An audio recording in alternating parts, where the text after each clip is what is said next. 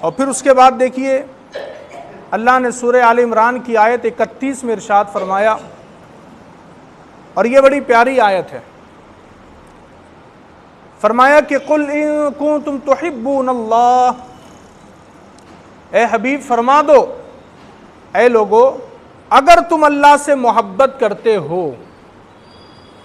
اس میں جو ہے تو پہلے یہودیوں کو مخاطب کیا گیا، کیونکہ یہودی کہا کرتے تھے کہ ہم اللہ سے محبت کرتے ہیں، ہم اللہ کے پیارے ہیں، ہم اللہ کے بیٹے ہیں، یہ یہودیوں کا عقیدہ۔ وہ کہتے تھے ہمیں محمد رسول اللہ پر ایمان لانے کی ضرورت نہیں، ان کے احکام کو ماننے کی ضرورت نہیں، اس لیے کہ ہم تو ڈائریکٹ اللہ سے محبت کرتے ہیں، ہمیں کیا ضرورت کسی اور کا کلمہ پڑھنے کی۔ تو اللہ نے کہا کہ حبیب آپ کہہ دیجئے ان کو، قل ان کنتم تحبون اللہ، اگر تم اللہ سے محبت کرتے ہو، محبت کا دعویٰ کرتے ہو، تو تمہیں کیا کرنا پڑے گا؟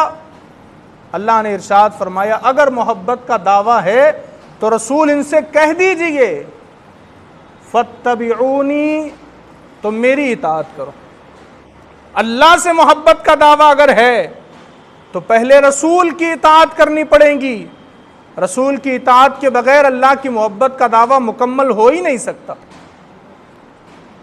اقبال نے کہا تھا نا، کی محمد سے وفا تو نے تو ہم تیرے ہیں، یہ جہاں چیز ہے کیا لوح و قلم تیرے ہیں۔ تو رسول کی اطاعت کے بغیر اللہ کی محبت مکمل نہیں ہو سکتی۔ لوگ کہہ دیتے بڑی آسانی سے کہ رسول کا وسیلہ کیوں پیش کرنا، رسول کے وسیلے سے کیوں مانگنا، ہم ڈائریکٹ اللہ سے مانگیں گے۔ جس اللہ نے قرآن تمہیں ڈائریکٹ نہیں دیا، اس اللہ کی بارگاہ میں تم رسول کو چھوڑ کر جانا چاہتے ہو؟ اللہ نے تو قانون بنا دیا قرآن میں، اگر تم اللہ سے محبت کرتے ہو تو رسول ان سے کہہ دیجئے فاتبعونی، میری اطاعت کرو، میرا حکم مانو، میرے بتائے طریقے پر چلو، تب تمہاری محبت کامیاب ہے۔ تو رسول کی اطاعت کے بغیر اللہ کی محبت بھی کامیاب نہیں ہو سکتی، اللہ سے محبت کرنے کا دعویٰ بھی مکمل نہیں ہو سکتا، پہلے رسول کی اطاعت ہے۔ اور رسول کی اطاعت کی جو مثالیں ہم کو صحابہ کرام نے پیش کی ہے، جو رسول سے محبت، رسول کی اطاعت، وہ جو مثالیں صحابہ نے پیش کی ہے زمانے میں کئی اور نظر نہیں آتی۔ چاہے حضرت ابو بکر صدیق ہو، عمر فاروق ہو، عثمان غنی ہو، مولائے کائنات ہو یا دیگر صحابہ ہو، انہوں نے رسول کی اطاعت ایسے کی کہ اپنی جان کی بھی پرواہ نہیں کی، انہوں نے اپنی بیوی بچوں اور اپنی اولاد کی بھی انہوں نے اتنی پرواہ نہیں کی، جہاں رسول کا حکم آ گیا تو سب کچھ چھوڑ دیا اور اللہ کے رسول کی اطاعت کے لیے نکل پڑے۔ حضرت عمر فاروق رضی اللہ تعالیٰ عنہ کا وہ واقعہ کہ آپ ایک مرتبہ حجر اسود کو چوم رہے تھے۔ حجر اسود جنتی پتھر ہے، کعبے میں جو نصب ہے، اس کو عمر فاروق رضی اللہ تعالیٰ عنہ بوسہ دے رہے تھے، چوم رہے تھے، لیکن آپ نے کیا کہا؟ اے حجر اسود، اے پتھر، میں جانتا ہوں کہ تو ایک پتھر ہے، نہ تو مجھے نفع دے سکتا ہے نہ نقصان دے سکتا ہے، لیکن خدا کی قسم اگر میں تمہیں چوم رہا ہوں تو صرف اس لیے کہ میں نے رسول کو تمہیں چومتے ہوئے دیکھا ہے، میں نے اپنے رسول کو تجھے بوسہ کرتے ہوئے دیکھا ہے، اس لیے میں تجھے چوم رہا ہوں، ورنہ میری پاس تیری کوئی حیثیت نہیں ہے، نہ تو نفع پہنچا سکتا ہے نہ نقصان پہنچا سکتا ہے۔ تو اطاعت کا ایسا جذبہ کہ جو نبی نے کیا اور جو حکم دیا اس پر صحابہ فوراً عمل کیا کرتے تھے۔ بلکہ حضرت عثمان غنی رضی اللہ تعالیٰ عنہ کا بھی ایک واقعہ ہے، آپ نے ایک جگہ وضو کیا اور وضو کرنے کے بعد صحابہ کرام کو دیکھ کر کے مسکرانے لگے۔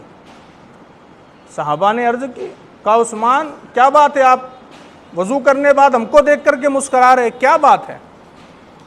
تو آپ نے کہا بات کوئی اور نہیں ہے، بات صرف اتنی ہے کہ میں نے اسی جگہ پر رسول خدا کو وضو کرتے ہوئے دیکھا اور وضو کرنے کے بعد اپنے صحابہ کی طرف مسکراتے ہوئے دیکھا ہے۔ تو چونکہ اس جگہ پر میرے نبی نے صحابہ کو دیکھ کر کے مسکرایا تھا، اسی لیے میں بھی وضو کر کے آپ کو دیکھ کر کے مسکرا رہا ہوں، تاکہ نبی کی سنت ادا ہو جائے، تاکہ نبی کی اطاعت ہو جائے۔ یہ جذبہ ہے صحابہ اکرام کا۔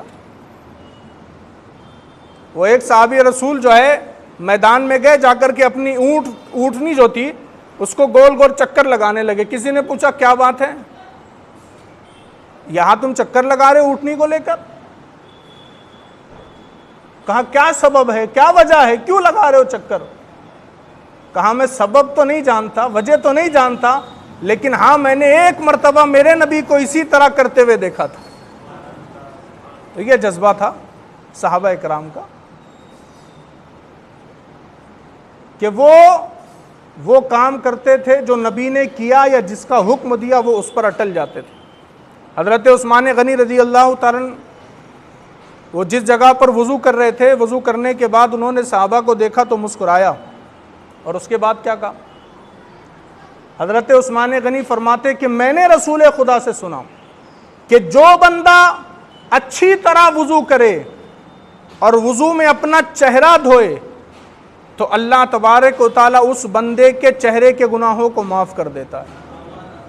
جو بندہ وضو کرے اور اپنے ہاتھ کوہنیوں سمیت دھوئے، اللہ تبارک و تعالیٰ اس کے ہاتھ کے گناہوں کو معاف کر دیتا ہے۔ پھر جو بندہ سر کا مسح کرے، اللہ سر کے گناہوں کو معاف کر دیتا ہے۔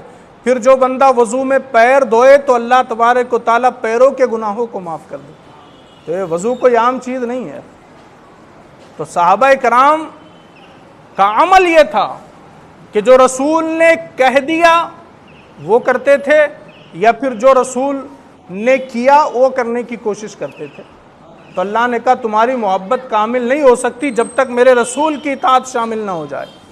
اور پھر بڑا پیارا انداز ہے، پہلے کیا کہا؟ اگر تم محبت کرتے ہو اللہ سے تو فاتبعونی، میری اطاعت کرو۔ اور رسول کی اطاعت کا انعام کیا ہے، فائدہ کیا ہے، بینیفٹ کیا ہے رسول کی اطاعت کا؟ اس کا فائدہ یہ ہے کہ پھر فرمایا یحببکم اللہ، تو فرمایا اللہ تم سے محبت کرے گا۔ پہلے کہہ دیا کہ رسول کی اطاعت کے بغیر تمہاری محبت مکمل نہیں۔ اگر محبت کا دعویٰ ہے تو پہلے رسول کی اطاعت کرو، اور جب تم نے رسول کی اطاعت کر لی اب تمہیں اللہ سے محبت کرنے کی ضرورت نہیں، رسول کی اطاعت کی برکت سے اللہ تم سے محبت کرے گا۔ اللہ تم سے محبت کرے گا۔ خدا کی رضا چاہتے ہیں دو عالم، خدا چاہتا ہے رضائے محمد۔ اور اقبال نے کہا تھا ہمیں کرنی ہے شہنشاہ بطحا کی رضا جوئی، وہ اپنے ہو گئے تو رحمت پروردگار اپنی۔ تو کہا فاتبعونی، میری اطاعت کرو، یحببکم اللہ، اللہ تم سے محبت کرے گا۔ اور کیا فائدہ؟ اور فائدہ یہ ہے، فرمایا ویغفر لکم ذنوبکم، اللہ محبت بھی کرے گا تم سے اور اللہ تمہارے گناہوں کو معاف بھی کر دے گا۔ رسول کی اطاعت سے گناہ بھی معاف ہوتے ہیں، اللہ بھی محبت کرتا ہے بندے سے، ویغفر لکم، اور اللہ تمہارے گناہوں کو بھی معاف کر دے گا۔ اور فرمایا ویغفر لکم ذنوبکم واللہ غفور الرحیم، اور اللہ بخشنے والا مہربان ہے، اللہ بخشنے والا ہے۔ تو ہر ایک چیز کا جو لب لباب ہے وہ یہی ہے کہ رسول کی محبت سب سے اہم چیز، رسول کی اطاعت۔ اور جو لوگ رسول کی محبت کا دعویٰ کرتے ہیں لیکن رسول کی اطاعت نہیں کرتے، رسول کی پیروی نہیں کرتے، تو وہ محبت کے دعوے میں سچے نہیں ہیں۔ محبت کا دعویٰ اسی وقت مکمل ہوگا جب تم اپنے محبوب کے بتائے طریقے پر چلو گے، ان کی پیروی کرو گے، تب محبت کا دعویٰ مکمل ہوگا۔